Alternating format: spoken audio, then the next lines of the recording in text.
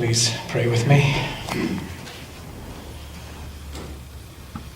May these words that I speak be grounded in my soul, encouraged by the Spirit in me. And may these words that you hear be captured by your soul, enlivened by the Spirit in you. Amen. I have been talking for a couple of weeks now about thinking about our life in God, our life in the Spirit, in terms of the metaphor that we are fish swimming in a big river. Each of us a unique Spirit child, and yet part of one universal Spirit. This week I came across a little saying by a 15th century Indian mystic and poet named Kabir, and he said, "The fish in the water that is thirsty needs serious professional counseling."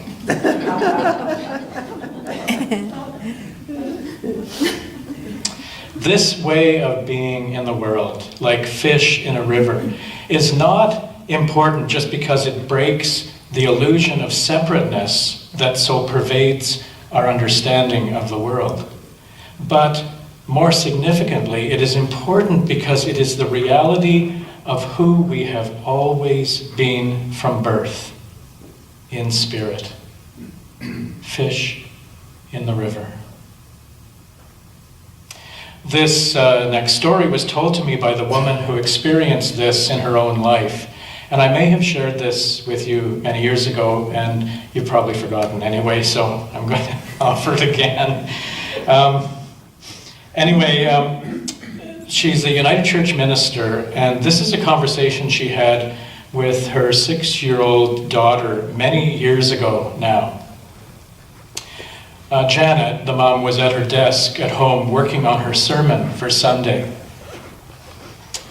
Her 6-year-old daughter, Catherine, came dancing into the room, as she always did, and stopped when she saw her mom, head down, obviously thinking very hard.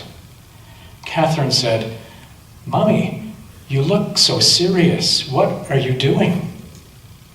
Janet responded, "Well, Catherine, I'm trying to figure out what to say to help people know they belong to God." Catherine thought about that for a moment and then replied, "That's a silly thing to talk about. How could someone not know that they belong to God? Did no one tell them? Or did they not notice?"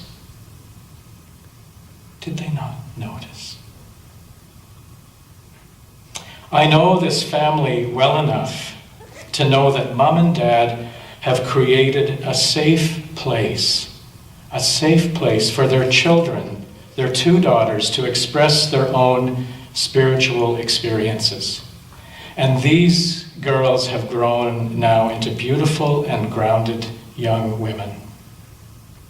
Reflecting on that, I find myself wishing that I had created that kind of safe space for my children. But I, like most of us it seems, was too busy trying to teach them what I thought they needed to know. And I really didn't create a safe space for them to share their own knowings, their own experiences of the sacred. As Lucas said this morning, I hear people talking to me. Of a spirit that was in them and all of us from birth. Many years ago, when I was still in my 40s, I attended an educational event at Naramata Center focused on children's spirituality.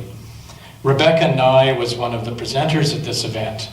Rebecca has been a researcher, consultant, and practitioner in the field of children's spirituality for nearly 25 years now. Most of us at this Naramata event were between 25 and 40 years of age. and we were all working with children and youth in various churches. I will never forget Rebecca's opening remark, because she looked around the room at each one of us and then said, "I am shocked that you are here. I am shocked that you are here. Most people by your age have had their spirit completely squashed and have learned to live without a spiritual life. Yet here you are. Amazing." I realize now, even though I was one of those amazing ones that survived, in reality, having my spirit squashed was my experience growing up. There was no safe place to explore my spirituality. Not to say it was intentional by my family or teachers, I'm not laying blame. It's just the way it was. Fortunately for me, and I offer blessing and gratitude for every day, it is clear that my spirit was hugely resilient, and stronger than all of the combined forces that did the squashing. And I have found my way back to that spirit within me that has always been there, waiting for my attention.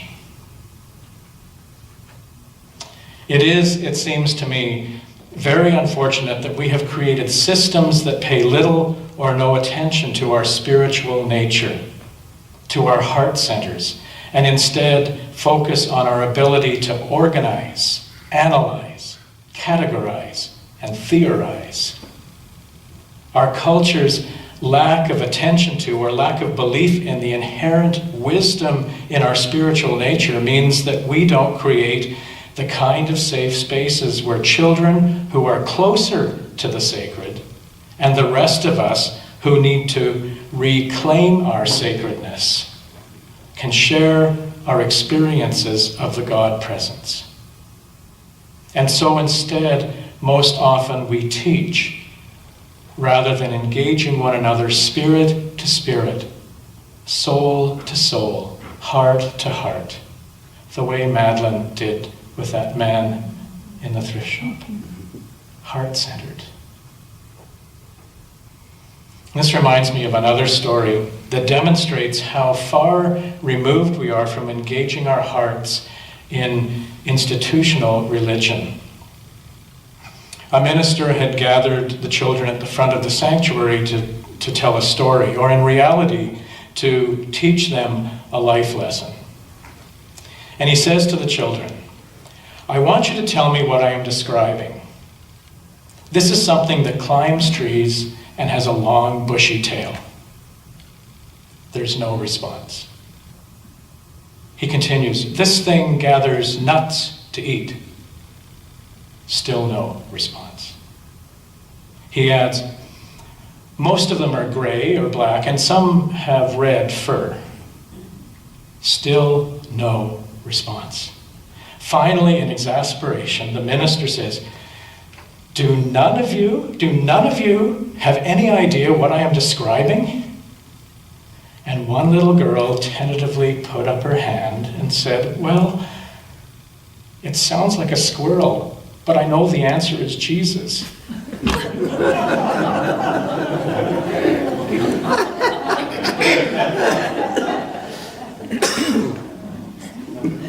This story, although amusing, is a very poignant reminder of how much we have distanced ourselves from our spiritual center.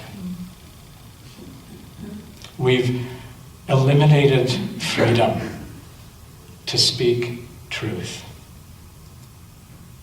As I've said before, and I will say it again, I believe we are spiritual beings on a human journey.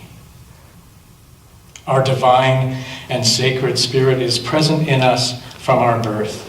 It seems to me that if humanity truly lived in union with the universal spirit of which we are a part, Our lives would be more deeply and centrally attuned to the Spirit within us.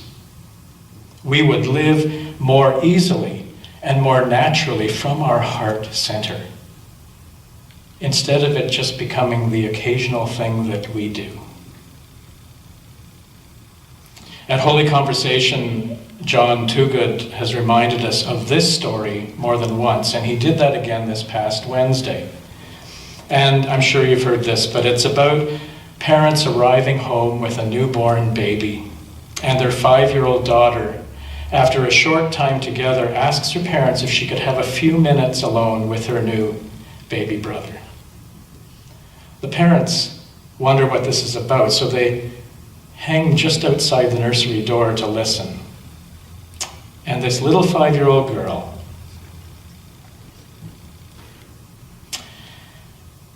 leans in really close to this little brother and says, "Please, can you tell me about God?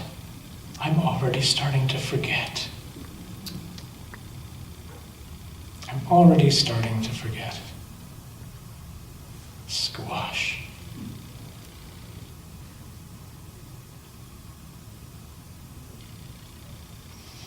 We need to create safe spaces for our children to share their experience of God presence. And we need safe spaces for us to re-find, to rekindle our connection to our own lost experience of God presence. In our Old Testament story this morning, Eli creates safe space for Samuel to experience the voice of God, that voice of God that is within him, to open to his own sacred spirit. That was safe space. I want to share this song medley with you, and I apologize, the video quality is poor, but it really doesn't matter. This is Mandy Patinkin, who you may know. He's done a number of Hollywood musicals and Broadway musicals, and this is a medley of 2 songs. You've Got to Be Carefully Taught from South Pacific, followed by Children Will Listen from the musical Into the Woods. Let's see this.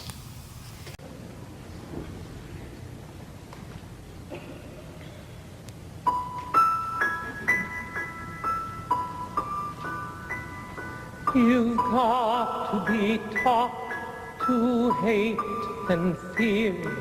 You've got to be taught from year to year. It's got to be drummed in your dear little ear.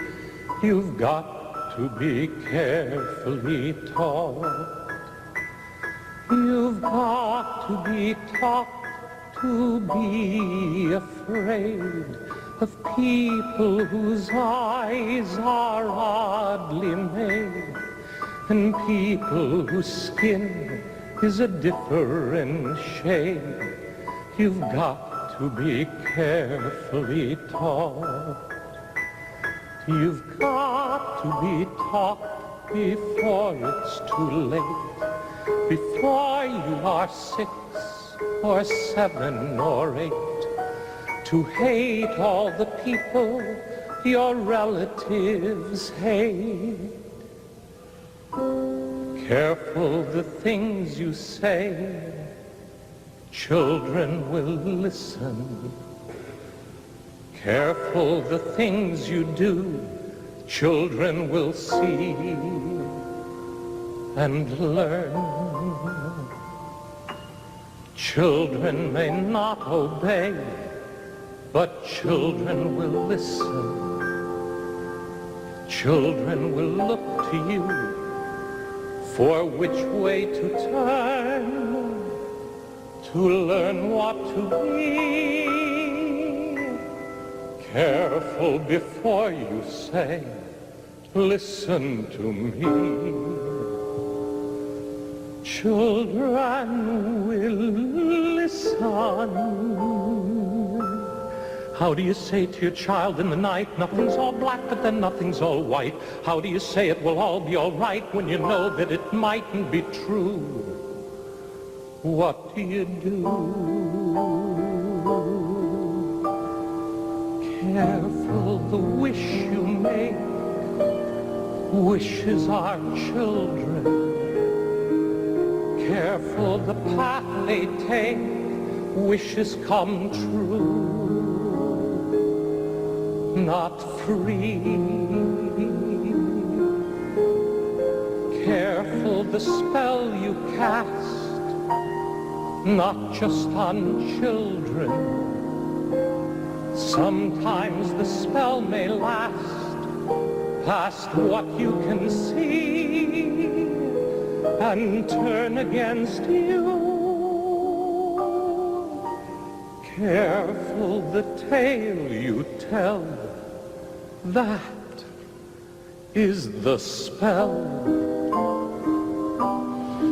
Children will listen.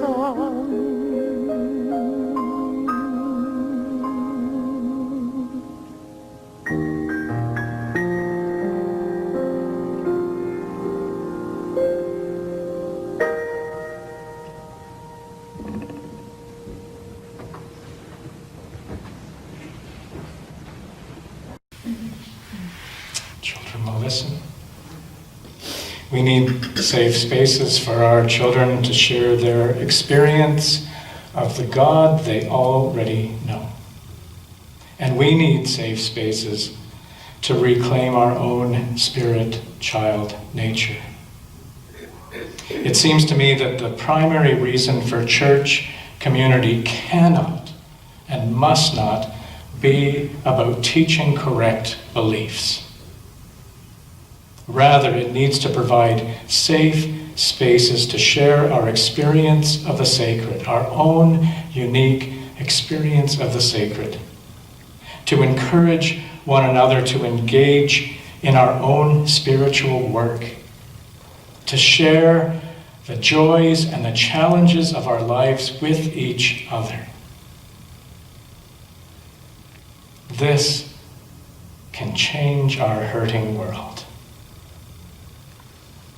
It is simply and most profoundly about engaging one another heart to heart to heart. Tom Stella, in his book CPR for the Soul, writes, "Differences between people are real. But when we look beneath those differences, we discover the dimension of our humanity, soul, that we share with everyone. This truth," he says, "is expressed by the word namaste, a common greeting in many Hindu cultures. I honor the place in you where the whole universe resides. I honor the place in you of love, of light, of truth, and of peace. I honor the place in you where, if you are in that place, and I am in that place in me, there is only one of us." Stella continues, "There are over 7 billion people on this planet, but only one soul, one essence that enlivens us all. Every last one. When we are in that place in us, we know with our heart the truth of our oneness with everyone. May this be home to that place. May this be safe space, so that each of us might swim this big river through calm waters and raging torrents, emboldened by the sacredness of our hearts, and willing to embrace our own spirit child."